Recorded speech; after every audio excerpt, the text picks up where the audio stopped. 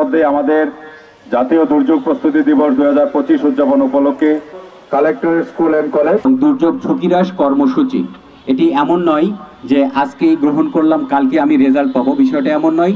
দুর্যোগ ঝুঁকি হ্রাস কর্মসূচিটা আমরা দুর্যোগের পূর্বে প্রস্তুতি গ্রহণের যে আমরা প্রস্তুতি গ্রহণের মাধ্যমে দুর্যোগের ঝুঁকিটা কমিয়ে আনি। দুর্যোগ ব্যবস্থাপনা ও ত্রাণ মন্ত্রণালয় বিভিন্ন অবকাঠামো নির্মাণের মাধ্যমে, যেমন বন্যা আশ্রয় কেন্দ্র, ঘূর্ণিঝড় আশ্রয় কেন্দ্র, নিস্তার কেন্দ্র, ব্রিজ কালভার্ট, এইচবিবি সহ বিভিন্ন কর্মসূচি, মানবিক সহায়তা কর্মসূচি বাস্তবায়নের মাধ্যমে জনগণের জানমালের ঝুঁকি হ্রাস কল্পে কাজ করে যাচ্ছে। আমরা জানি বাংলাদেশ একটি দুর্যোগ প্রবণ দেশ।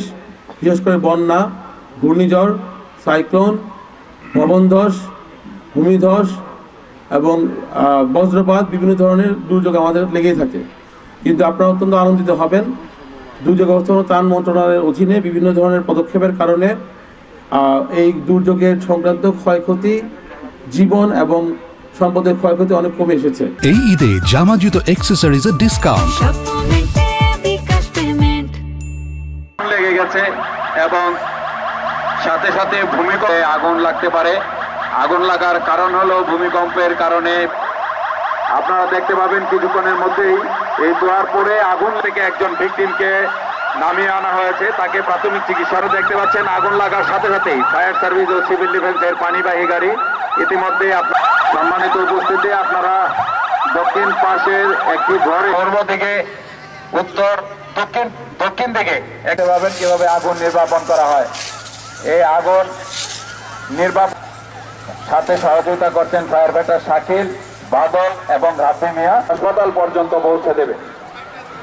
আপনারা অল্প ফাইটারের মাধ্যমে তাকে নামিয়ে আনা হচ্ছে। আপনারা করতালির মাধ্যমে আপনারা সেবাধর্মী প্রতিষ্ঠান হিসাবে আমরা যে কোনো দুর্যোগে, যে কোনো দুর্ঘটনায় মানুষের সবার ভিকটিম জানা অবস্থায়ও আমরা সেই জায়গায় প্রস্থান করি না।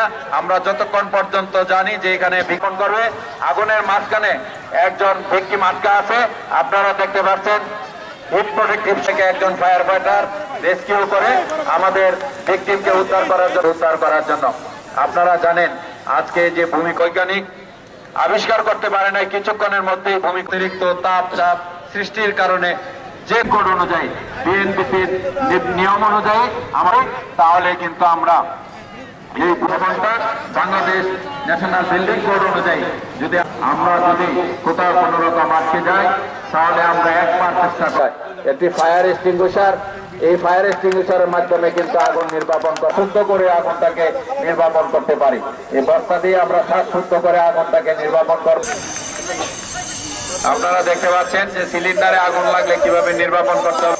সবার আগে যদি বহুতল ভবন, শপিং মল অথবা থিয়েটারে থাকি আগেই আগুন নির্বাপন হয়ে যাবে।